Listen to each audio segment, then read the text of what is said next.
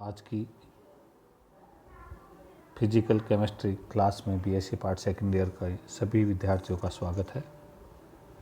आज का टॉपिक है स्थिर दाब व स्थिर आयतन पर अभिक्रिया उष्माएं। स्थिर दाब पर अभिक्रिया उष्मा का निर्धारण निम्न समीकरण 1 के द्वारा ज्ञात किया जाता है। स्थिर दाब पर एंथैल्पी परिवर्तन बराबर स्थिर दाब पर ऊर्जा plus P del we.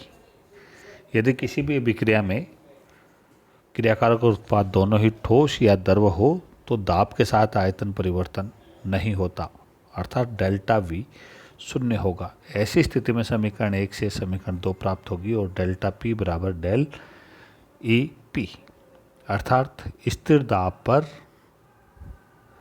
Enthalpy परिवर्तन और ऊर्जा परिवर्तन एक समान होगा।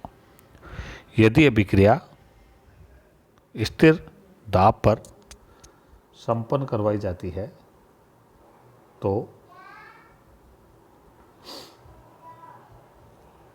उष्मा परिवर्तन स्थिर आयतन पर अभिक्रिया की उष्मा QV कहलाती है। और यही प्रक्रम यदि स्थिर दाब पर संपन्न होता है तो उष्मा परिवर्तन स्थिर दाब पर अभिक्रिया उष्मा QP कहलाती है। यदि अभिक्रियाओं पर दाब का कोई प्रभाव नहीं पड़ता, अर्थात अभिक्रिया में संपन्न होने वाले गैसीय पदार्थ के मोलों की संख्या एक समान रहती है, तो QP बराबर QV। और जिन अभिक्रियाओं में अभिकारकों की संख्या में परिवर्तन होता है तो ऐसे अभिक्रियाओं में यदि उत्पाद के मोलों की संख्या क्रियाकारक के मोलों की संख्या से कम हो तो QV का मान ज़्यादा और QP का मान कम होता है, क्योंकि दाब को स्थिर रखने के लिए गैस के आयतन को संपीड़ित करना पड़ता है, अर्थात तंत्र पर कार्य करना पड़ता है। जब स्थिर आयतन पर कोई कार्य नहीं करना होता, उसी स्थिति में QV का मान ज़्यादा होगा।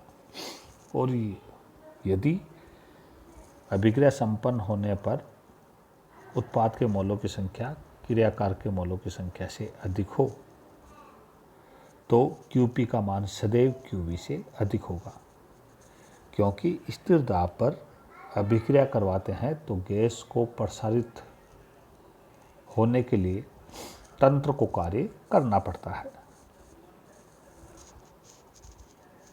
इसी स्थिति में QP का मान QV से अधिक होगा। अतः हम यहाँ देख रहे हैं कि यदि अभिक्रिया संपन्न हो रही है और उत्पाद के मोलों की संख्या क्रियाकारक के मोलों की संख्या से कम हो तो तंत्र पर कार्य हो रहा है और QV का मान ज़्यादा होगा। लेकिन यदि उत्पाद के मोलों की संख्या क्रियाकारक से अधिक हो तो तंत्र को कार्य करना पड़ रहा है और QP का मान अधिक होगा।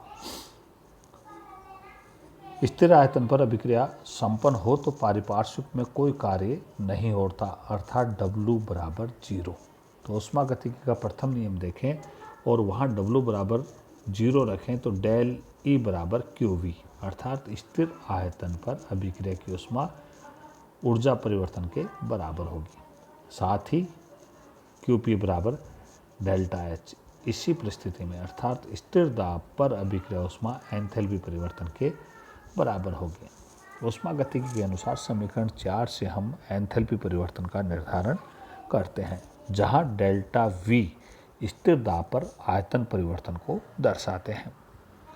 आदर्श गैस समीकरण के अनुसार गैसीय अभिक्रियाएं हो तो PV रिएक्टेंट बराबर nRT होगा और n यहाँ रिएक्टेंट के मोलों की संख्या होगी और PV प्रोडक्ट बराबर n प्रोडक्ट RT, अर्थात प्रोडक्ट के मोलों की संख्या होगी। अर्थात डेल V इंटू P बराबर क्या हो जाएगा, डेल V बराबर हमें मालूम है कि यहाँ प्रोडक्ट और उत्पाद के आयतन में अंतर, तो समीकरण 6 प्राप्त होगा। समीकरण 5 और 6 को यदि हम हल करते हैं तो समीकरण 7 प्राप्त होता है, अर्थात डेल PV डेल्टा H और डेल्टा E का मान रखें हम समीकरण 2 में तो समीकरण 8 प्राप्त होता है। डेल्टा N जहाँ अभिक्रिया में क्रियाकारक और उत्पाद के मोलों की संख्या का अंतर को दर्शा रहा है। R यहाँ गैस स्थिरांक है, T क्या है, परम ताप है। तो समीकरण 8 स्थिर दाब व स्थिर आयतन पर अभिक्रिया ऊष्मा के संबंध को दर्शाता है।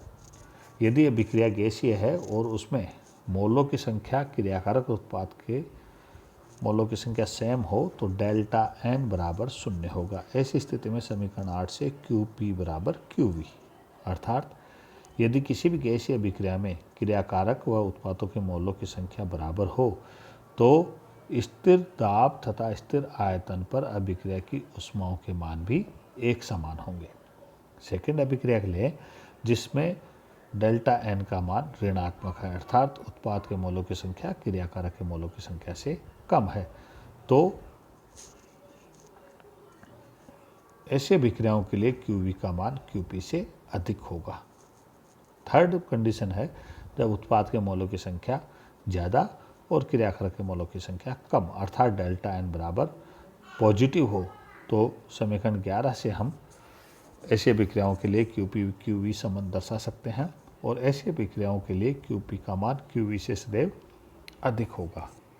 अगले टॉपिक है हीट ऑफ न्यूट्रलाइजेशन।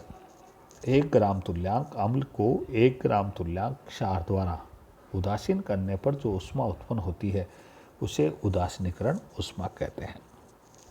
परबल अम्ल तथा परबल क्षार के लिए उदासीनीकरण ऊष्मा का मान 13.7 किलो कैलोरी पर मोल होता है, अर्थात ये अभिक्रिया लें जिसमें परबल अम्ल HCl है तथा NaOH परबल क्षार है, दोनों क्रिया करके लवण और जल बनाते हैं और इसके लिए उदासीनीकरण ऊष्मा का मान 17.5 किलो कैलोरी पर मोल है। अभिक्रिया बाहर निकल रही है। Determination of heat of neutralization. उदासीनीकरण ऊष्मा का निर्धारण कैलोरीमीटर या थर्मस फ्लास्क के उपयोग द्वारा किया जाता है, जिसमें एक थर्मामीटर तथा एक विलोडक लगा रहता है। उदासीनीकरण ऊष्मा का निर्धारण करने के लिए सर्वप्रथम थर्मस के जल तुल्यांक का निर्धारण करते हैं। थर्मस के जल तुल्यांक को W द्वारा दर्शाते हैं और इसको ज्ञात करने के लिए सर्वप्रथम ठंडे जल की मात्रा लेते हैं W 1 ग्राम, गर्म जल की मात्रा लेते हैं W 2 ग्राम और दोनों अलग अलग बीकर में लेके ठंडे जल का तापक्रम T1 डिग्री सेंटीग्रेड और गर्म जल का तापक्रम T2 डिग्री सेंटीग्रेड ज्ञात कर लेते हैं। अब इन दोनों को थर्मस या कैलोरीमीटर में डालकर विलोडित करते हैं तथा थर्मामीटर से टेम्परेचर ज्ञात करते हैं। जो इस मिश्रण का टेम्परेचर ज्ञात होता है वो होता है T3 डिग्री सेंटीग्रेड। ऊष्मागतिकी का शून्य नियम देखें तो उसके अनुसार गर्म जल द्वारा दी गई ऊष्मा ठंडे जल व थर्मस द्वारा ग्रहण की गई ऊष्मा के बराबर होता है, जिसका परिकलन समीकरण 1 द्वारा किया जाता है। अर्थात थर्मस का जल तुल्यांक का परिकलन हम समीकरण 1 से करते हैं, जहाँ W1 W2 हमें ज्ञात है जो कि ठंडे जल और गर्म जल की ग्राम में मात्रा है। T1 T2 और T3 टेम्परेचर भी हमें ज्ञात है, इनका मान समीकरण 1 में रख के W का मान अर्थात थर्मस के जल तुल्यांक का परिकलन कर लेते हैं। अम्ल व क्षार की उदासीनीकरण ऊष्मा को ज्ञात करने के लिए सर्वप्रथम 100 ml परबल अम्ल लेते हैं एक बीकर में, उसका टेम्परेचर ज्ञात कर लेते हैं। वो टेम्परेचर है उसका T4 डिग्री सेंटीग्रेड। फिर दूसरे बीकर में 100 ml परबल क्षार लेते हैं, उसका तापक्रम भी ज्ञात कर लेते हैं, वो भी T4 डिग्री सेंटीग्रेड अर्थात बराबर ही होगा लगभग। फिर इन दोनों को थर्मस में मिलाकर विलोडित करते हैं और कुछ समय बाद बने इस मिश्रण का तापक्रम ज्ञात कर लेते हैं, वो T5 डिग्री सेंटीग्रेड होता है। और इसके लिए जो उदासीकरण से उत्पन्न ऊष्मा है उसका परिकलन H का कर लेते हैं, जो कि 200 प्लस W थर्मस का जल तुल्यांक है into T5 minus T4 into 4.184 joule. इस H का मान ज्ञात करके उदासीकरण ऊष्मा का मान ज्ञात कर लेते हैं जूल में। नेक्स्ट टॉपिक है बंध वियोजन ऊर्जा व ऊष्मा रसायन आंकड़ों द्वारा उनकी गणना। किसी भी यौगिक में 1 मोल के वियोजित या विघटित होने के लिए आवश्यक औसत ऊर्जा उस बंध विशेष की बंध ऊर्जा कहलाती है। जैसे यदि किसी यौगिक के 1 मोलों को अपने अवयवी परमाणुओं में वियोजित होने से हुआ एंथैल्पी परिवर्तन या औसत एंथैल्पी परिवर्तन बंध की एंथैल्पी कहलाती है। किसी बंध की एंथैल्पी एक योगात्मक गुण है। जैसे हम कैलकुलेट यहाँ उदाहरण देखे कर रहे हैं कि OH बंध है, उसकी बंध ऊर्जा का निर्धारण करना है। इसके लिए समीकरण 1, 2 और 3 दिए गए हैं। पहले समीकरण में H2 गैस है, वो हाइड्रोजन परमाणु में बदलती है। यहाँ O2 गैस है, वो ऑक्सीजन परमाणु बदलती है, और दोनों के लिए अभिक्रिया ऊष्मा का मान दिया हुआ है। H2 गैस तथा O2 गैस परस्पर मिलकर जल का निर्माण करती है, इसके लिए भी अभिक्रिया ऊष्मा का निर्धारण दिया गया है। यहाँ समीकरण 1 और 2 को पहले हम समीकरण 2 को 2 से भाग करके समीकरण 1 में जोड़ते हैं, और फिर जो प्राप्त होता है उसको हम समीकरण 3 से घटा देते हैं, तो हमें समीकरण 5 प्राप्त होता है। और इस प्रकार देखते हैं कि 2 हाइड्रोजन परमाणु एक ऑक्सीजन परमाणु परस्पर मिलकर जल का निर्माण करते हैं, जिसके लिए अभिक्रिया ऊष्मा का मान 927 किलो जूल है। इस H2O में 2 OH बंध है, अतः एक OH बंध के लिए अभिक्रिया ऊष्मा का निर्धारण करते हैं तो 2 का भाग देते हैं, तो यहाँ प्राप्त होती है 463.5 किलो जूल। इस प्रकार हम किसी भी बंध की बंध ऊर्जा का निर्धारण कर सकते हैं। अगला टॉपिक है अपना बंध ऊर्जा की उपयोगिता, जो कि नेक्स्ट क्लास में पढ़ेंगे। धन्यवाद, थैंक यू।